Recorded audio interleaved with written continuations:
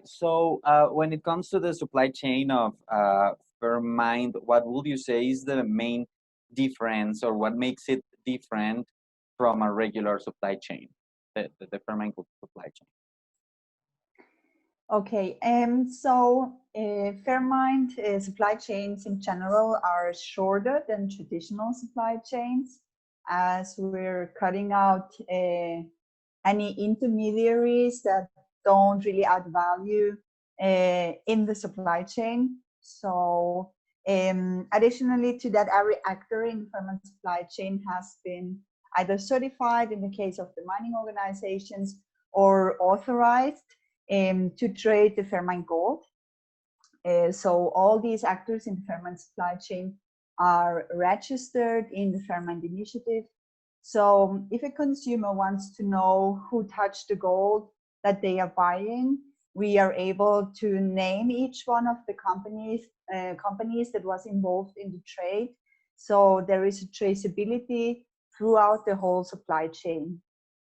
And this is not only backed by us, by the Alliance for Responsible Mining, but by independent auditing firms who oversee the process and check if all these actors comply with the Fairmont traceability requirements. So how much would you say that does responsible mining depend on demand from the gold market? How important would you say it is?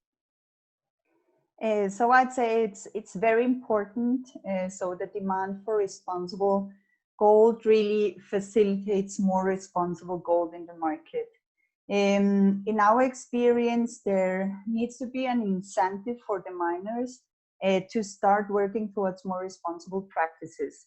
And if there is no incentive, such as receiving technical support or some in-kind contributions or a better price, it is simply easier for them to continue the old way.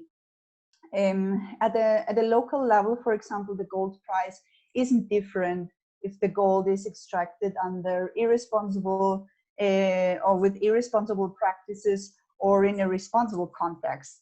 So why should a miner that hardly has the knowledge, the capacities, the money to invest in more responsible practices make this extra effort and invest in cleaner technologies, in paying the workers fairly, in providing their workers with securities, etc. So it's important that there is demand for responsible gold, that there is a pressure for responsible gold, and as well as the incentives that I'm talking about. And normally the strongest incentive is a monetary incentive. So this, in our experience, is key to promote responsible mining. There needs to be a return on the investment for the miner. So, well, in the past weeks, it has been my role to connect with jewelers or with different brands, and it's challenging to make that point across and to communicate the importance of sourcing ethical gold. You have more experience than me, of course, like talking to jewelers and different brands. So what would you say is the main challenge of creating that demand for Fairmont certified gold? So in general, consumers don't know much about the origins of the gold.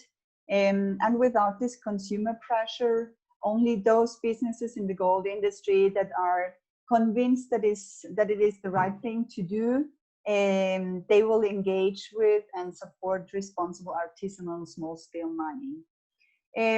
So first of all, there is not much knowledge in the market about where the gold comes from and what's behind that. And then if consumers and brands learn about the origins of gold, they generally hear the negative stories that are associated with gold mining.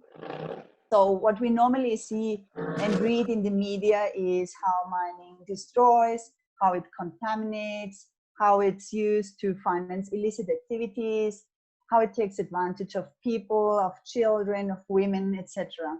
So this then can cause a disengagement meaning that brands and consumers decide or not to choose gold for their products, or they look for alternatives such as recycled gold, because they say, okay, with recycled gold, I don't incentivize new mining. But this here then leads to another challenge, because although recycled gold may have a lower environmental impact, it ignores the social component of in mineral supply chains. And furthermore, recycled gold doesn't stop irresponsible mining, so it's also not a solution for an improved mining industry. So to summarize this, the main challenge is really the awareness raising, the education of the consumers and the gold industry, to convince them not to disengage, but rather support artisanal small-scale miners who do things well in a responsible way, and accept that they need this external additional support to continue improving and turn negative impacts into positive ones. In the future, do you envision an optimistic scenario? Like, what do you think is going to happen with this supply and demand situation? So I'm definitely optimistic. So this is an educational topic, and we know that this takes time, right? But on the other hand, we know that there is a strong consumer trend towards responsible products. Consumers now more and more question the origin of the products that they eat, they use, and they wear. So although consumer awareness maybe in the gold sector isn't that big yet, it is definitely something that we are heading towards. So I definitely am optimistic that the future of the gold industry is also to be a more transparent and responsible one. Of course, I'm optimistic too. Furthermore, what also supports this trend is that every time there are more and also stricter national and international norms and regulations that promote responsible gold sourcing. And so as Fairmont is one of the easiest solutions to access certified and traceable gold from small-scale mining, I'm sure that demand will increase significantly in the coming years. And if we look at it from the mining side, as more and more miners see the benefits of responsible mining, also more and more will choose this path. So it's important to demonstrate the miners that there is the demand for the responsible gold, and that the market is willing to support and contribute to the journey towards more responsible practices. So in general, I'm sure that as well supply as demand will increase significantly in the coming years.